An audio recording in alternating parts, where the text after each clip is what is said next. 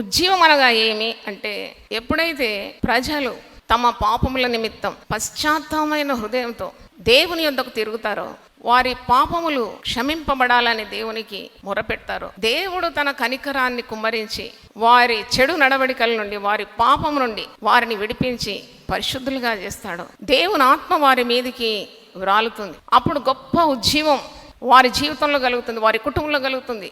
సంఘములో సంఘ సభ్యులు పోవడం, సమాజం మారిపోవడం, దేశము స్వస్థపరచబడడం, ఇవన్నీ ఉజ్జీవానికి లక్షణాలు.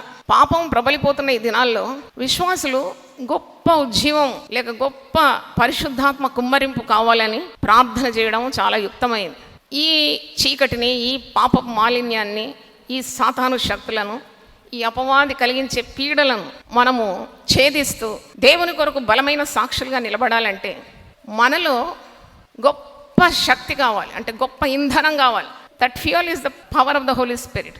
ఆ పరిశుద్ధాత్మ శక్తి ద్వారా నీవు చేసే ప్రతి పని కూడా శక్తివంతమైపోయి నీ పరిచర్యలో పాపులు మారు మనసు పొందుతున్నారు, త్రాగుబోతులు తమ త్రాగు నుండి విడుదల పొందుతున్నారు, వ్యభిచారులు మారిపోతున్నారు, విడిపోయిన కుటుంబాలు కలిసిపోతున్నాయి, అసాధ్యమైన కార్యాలు సాధ్యమవుతుంది, వైద్యులు నయం చేయని రోగాలన్నీ కూడా వదిలిపోతుంది.